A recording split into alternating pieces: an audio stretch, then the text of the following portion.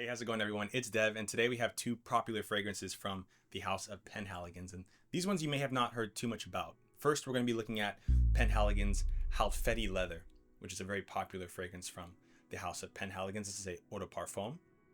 And we also have Penhaligon's Endymion, which is a very interesting fragrance and a fragrance I think you may have not heard too much about. So I'm very excited to review both of these fragrances, put them side by side, going through the bottle breakdown, the spray on skin, note breakdown, and who do I think these fragrances are actually for.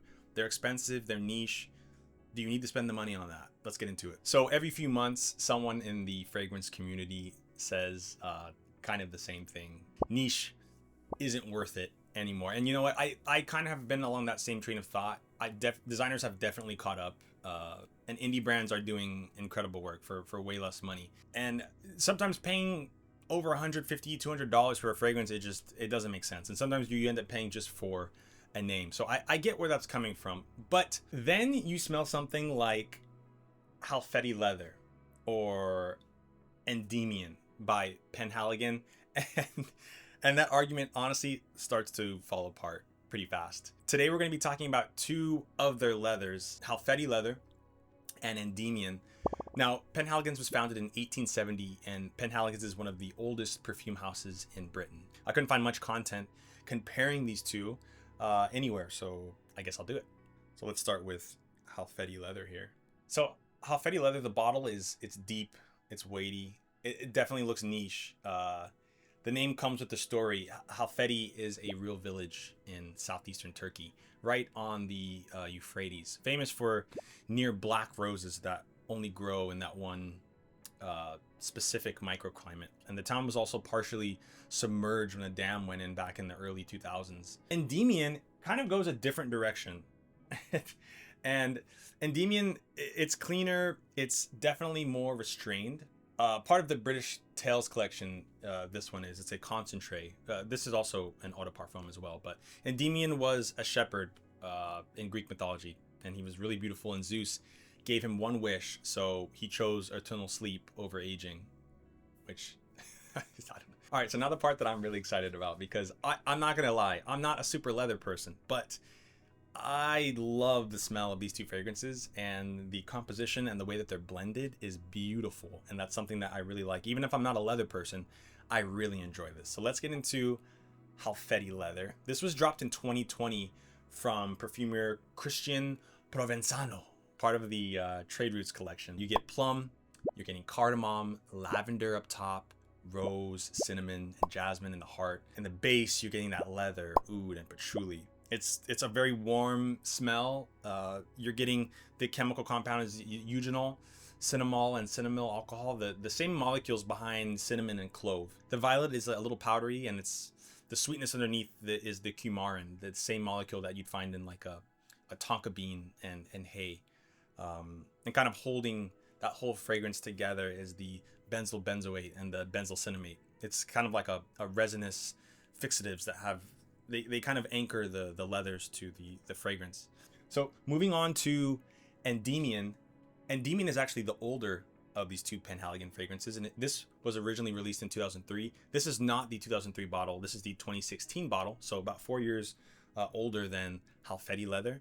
And with Endymion, you're getting this nice lavender and bergamot up top, and it throws in this coffee absolute and geranium in the heart of it that is very different. You're getting sandalwood, black pepper, and soft leather, almost like a suede underneath. The heart of Endymion is built on linalool and coumarin. It's the classic fougere pairing that goes kind of all the way back to the late 1800s, early 1900s, but then it throws the coffee absolute into the structure, and pairing coffee with lavender instead of like let's say a rose or a leather is pretty rare, and that's what makes this fragrance so interesting to me. Is it's not your basic leather, just oud, leather, patchouli. It's got this nice blue tinge to it. It like dips its toe in the pool of the blue notes, but it's still kind of over here in the leather suede notes. It's very interesting. how do these actually wear on skin? This is the part I'm really excited about because I'll be honest, like I said, I'm not a huge leather person, so I'm probably gonna have to wash these off afterwards. I'm gonna smell like a leather factory in here. All right, so we have the spray test for Halfeti leather right off the bat without even spraying it. Yeah, you're getting that patchouli. There's a smell of like a. In South Africa, they had these like wood ornaments that they would give, and it had this smell. I don't know what it was, but it has this like deep, warm patchouli, leather, and that Middle Eastern oud. There's like a couple different types of oud. You get like your Western oud. I have a couple of Paco Rabanne fragrances, or Rabanne now, I guess you could say. And they have it's kind of like a wet oud, like a Western oud. This is a very specific oud. Let's go on skin here.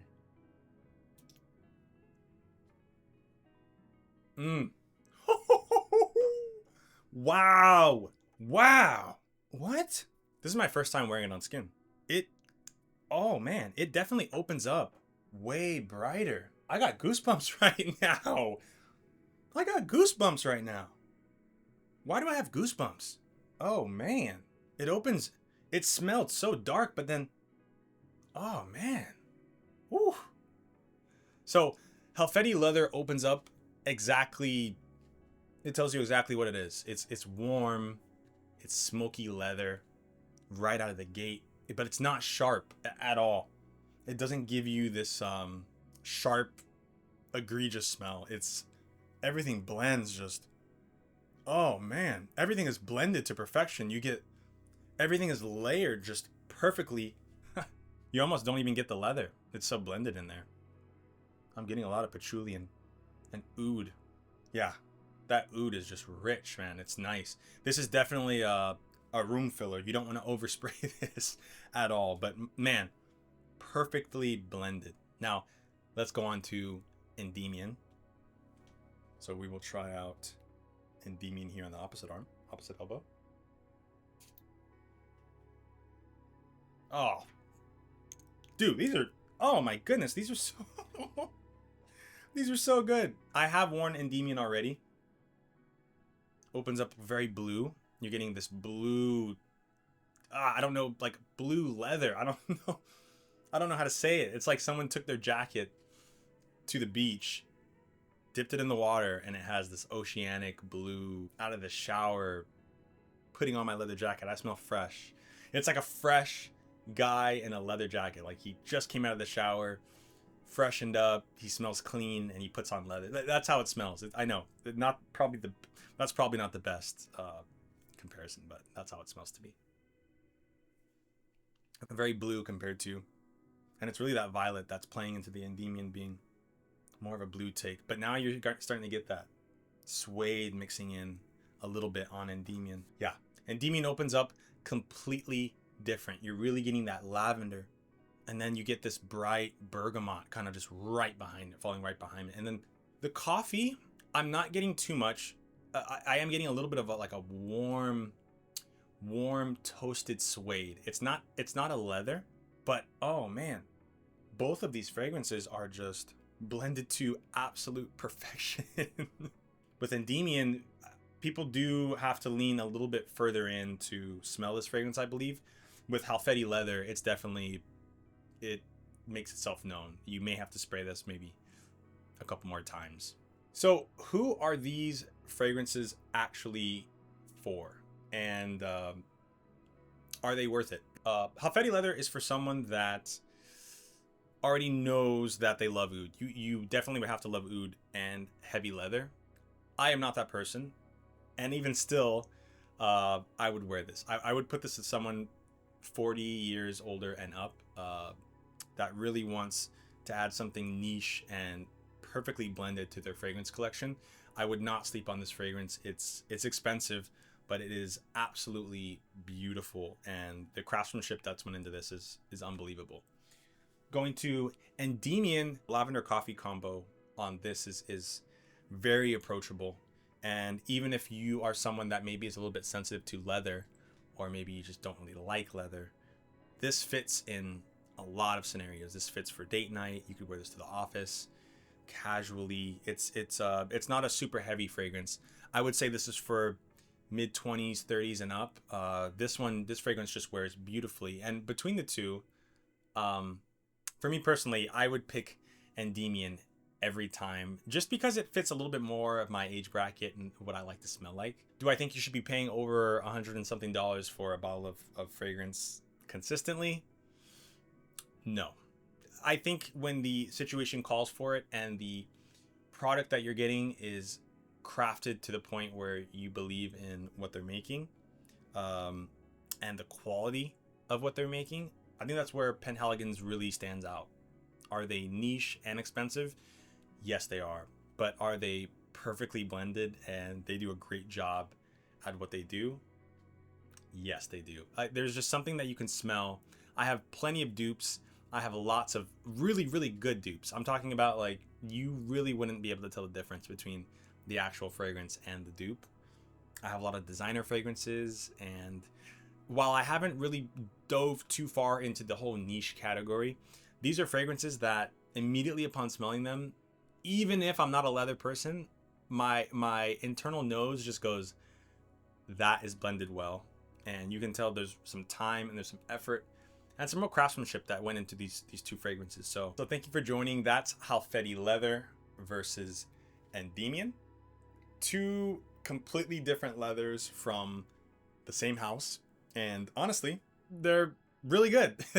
These two are the perfect example of why niche still earns its price tag. So let me know in the comments which one of these fragrances you would prefer, and let me know if you guys have tried any of these. Like I was saying before, it was tough for me to find videos that were kind of reviewing these. If you have any experience with Penhaligon's fragrances, if you've tried any of these fragrances, or I would love to know what you guys are wearing right now for summer.